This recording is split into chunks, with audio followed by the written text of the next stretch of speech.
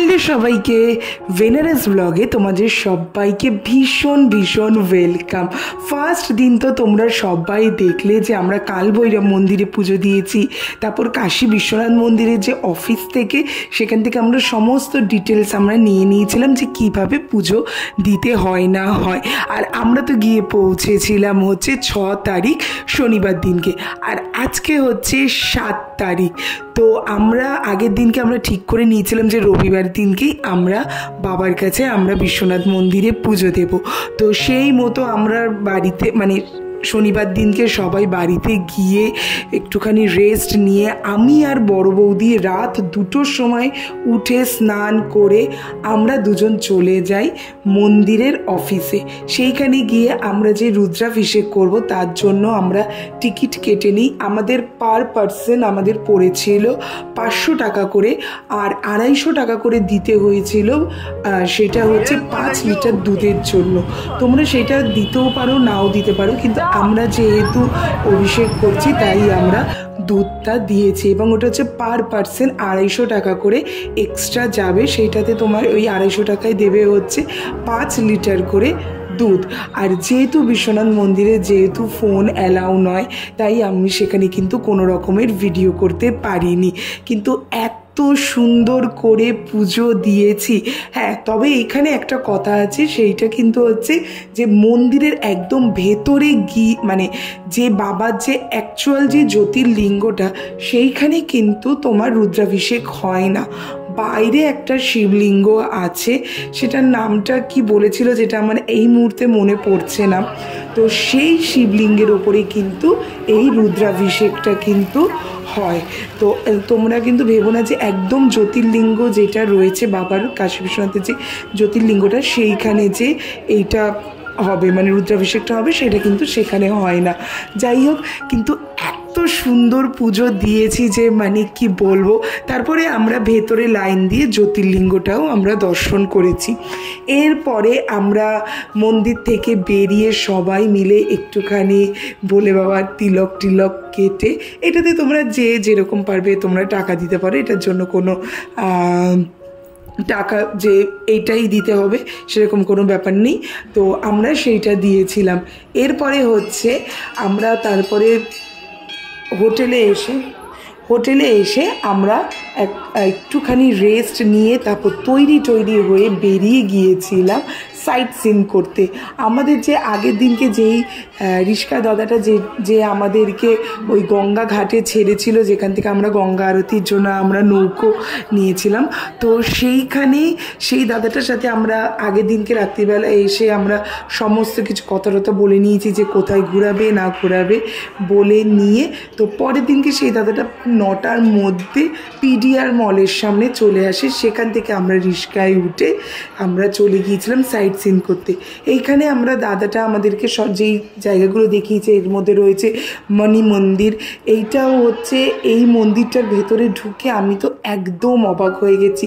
দেখো এত ছোট কতগুলো শিবলিঙ্গ, মানে সে বলার মতো না, মানে আমি দেখে তো আমার ভালো লেগেছে। আর প্রত্যেকটা শিবলিঙ্গের কিন্তু এক একটা করে নাম আছে। আর মন্দিরের ভেতরে আরও অনেক বিগ্রহ আছে, যেমন রাম সীতা লক্ষ্মণের বিগ্রহ আছে, তারপরে অনেক দুর্গা মাতা, এই সমস্ত কিছু কিন্তু বিগ্রহ আছে।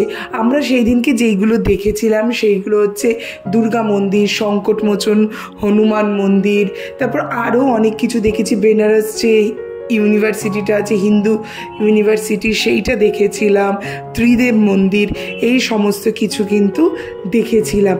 আর জানো তো, আমরা এই সাইট সিন করার আগে আমাদের এত খিদে পেয়ে গিয়েছিল যে আমরা ওখানে একটুখানি কচুরি খেয়ে নিয়েছিলাম।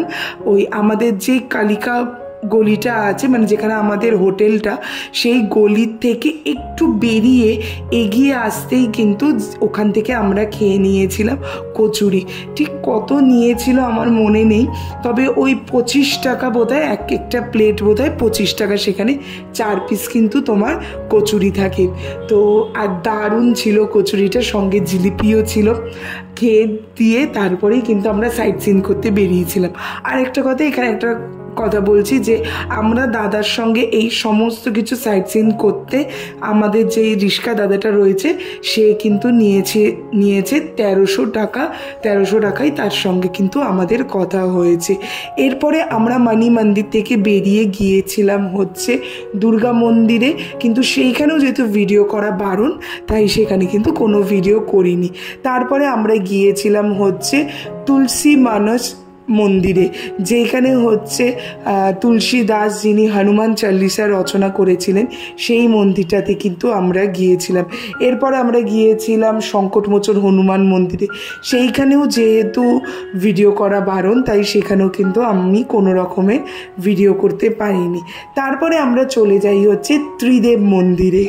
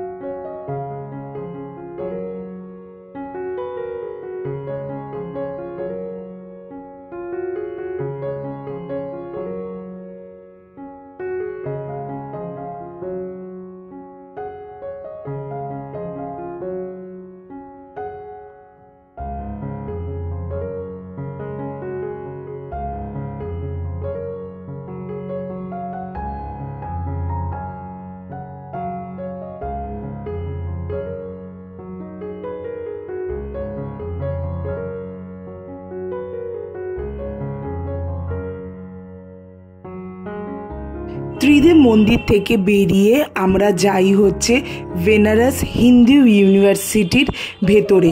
সেখানে আমরা চত্বরটা পুরোটা আমরা ঘুরে দেখি, আর ওইখানে একটা বিড়লা মন্দির আছে সেইখানেও আমরা যাই। তবে বিড়লা মন্দিরে যেহেতু তখন বন্ধ হয়ে যাওয়ার সময় হয়ে গিয়েছিল আমরা মন্দিরের ভেতরে কিন্তু ঢুকতে পারিনি, বাইরেটাতে আমরা ভালো করে ঘুরে এসেছি। আর বেনারসে গেছি লস্যি খাবো না এইটা কখনো হতে পারে না। আমাদের যেই দাদাটা যেই রয়েছে, যেই রিস্কার দাদাটা রয়েছে, এই চন্দনদা আমাদেরকে নিয়ে গেছে একটা মানে বেনারসেরই একটা খুব ভালো জায়গায়, সেইখানে লস্যির জন্য আমাদেরকে নিয়ে গিয়েছিল। ওই 50 টাকা করে এক একটা ভার পড়েছিল লস্যির, কিন্তু দারুণ খেতে, যেই রকম মালাই, তারপরে ওখানে ওই যে আমাদের যে মাখা সন্দেশের মতো ক্ষীর, এই সমস্ত কিছু দিয়েছিল, মানে অসম্ভব দারুণ। মানে এখন বলছি আমার এখনই মানে লোভ লাগছে, মানে এত দারুণ খেয়েছি সেই লস্যিটা।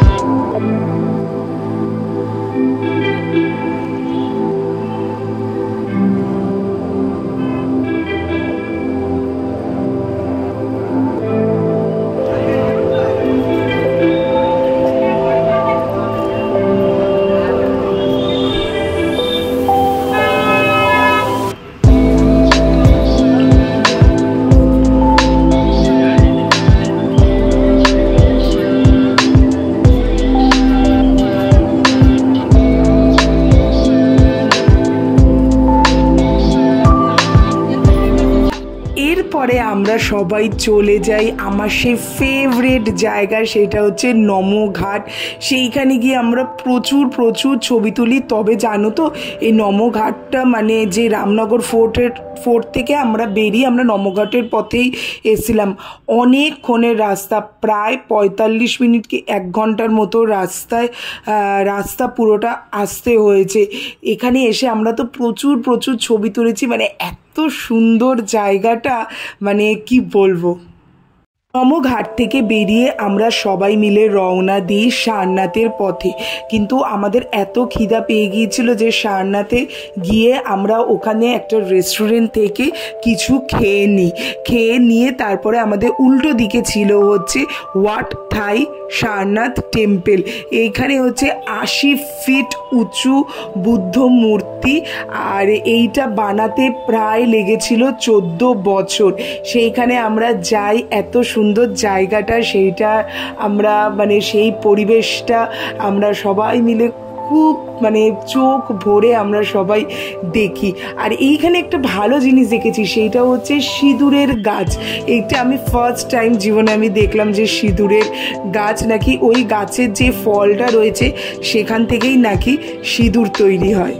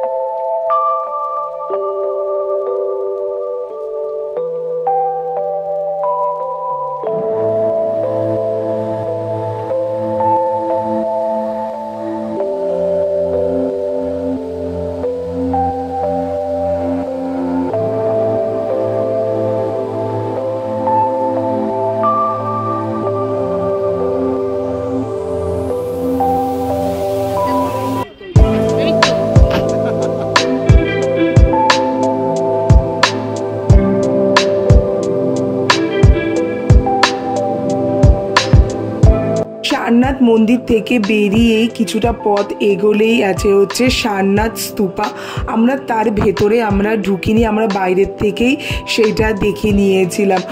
আর আমরা যা লিস্ট করে গিয়েছিলাম তার প্রত্যেকটা জায়গায় ঘুরেছি, শুধু একটা জায়গায় আমাদের বাকি থেকে গেছে, সেটা হচ্ছে ভারত মাতা মন্দির। প্রত্যেকটা জায়গা যেহেতু এক একটা থেকে এক একটা অনেকটা দূরে, তাই যাওয়া আসাতেও অনেকটা সময় হয়ে গিয়েছিলো, আর কিন্তু অনেকটা বেলাও হয়ে গিয়েছিল। আর এইখানে একটা ঘটনা সেদিনকে ঘটে, সেটা হচ্ছে আমার প্রচণ্ড শরীর খারাপ হয়ে যায়, যেহেতু কয়েকদিন ঠিকমতো সেরকম ঘুম না, খাওয়াও সেই রকম মানে প্রপারলি না, তো তার জন্য আমার প্রচণ্ড রাস্তায় শরীর খারাপ হয়ে গেছিলো। এই জন্য আমরা বাড়ির পথে সবাই রওনা দিই। তাহলে এই ভিডিওটা কীরকম লেগেছে সেটা কিন্তু অবশ্যই জানিও। এত অবধি আমরা কিন্তু সবাই মানে বেনারসের দ্বিতীয় দিন কিন্তু আমরা সবাই ভীষণ ভীষণ ভীষণ সুন্দর কাটিয়েছি। কাটিয়েছি, খুব মজা করেছি, প্রচুর প্রচুর খাওয়া দাওয়া সমস্ত কিছু টুকটাক এইটা ওইটা, আর মজা তো প্রচুর করেছি। জায়গাগুলো যতগুলো ঘুরেছি প্রত্যেকটা জায়গা এত সুন্দর যে আর বলার মতন না। তো আমরা কিন্তু খুব মজা করেছি বেনারসের সেকেন্ড দিনেও। তোমাদের কেমন ভিডিও লেগেছে সেটা কিন্তু অবশ্যই আমাকে জানিও। তাহলে চলো আজকে ভিডিওটাকে এখানেই এন্ড করছি। আবার আরেকটা বেনারসের ভ্লগ নিয়ে অবশ্যই তৃতীয় দিন আমরা কি করেছি না করেছি সেটা নিয়ে অবশ্যই হাজির হব। তার জন্য কিন্তু অবশ্যই আমার চ্যানেলটাকে একটা সাবস্ক্রাইব করতে হবে। তাহলে আজকের মতো টাটা, সবাই ভালো থেকো, সুস্থ থেকো, আর ভীষণ ভীষণ ভীষণ হাসতে থেকো। এরপরে কি হয়েছে না হয়েছে সেটা অবশ্যই তোমরা দেখতে পারবে পরের ভ্লগে। তাহলে আজকের মতো টাটা।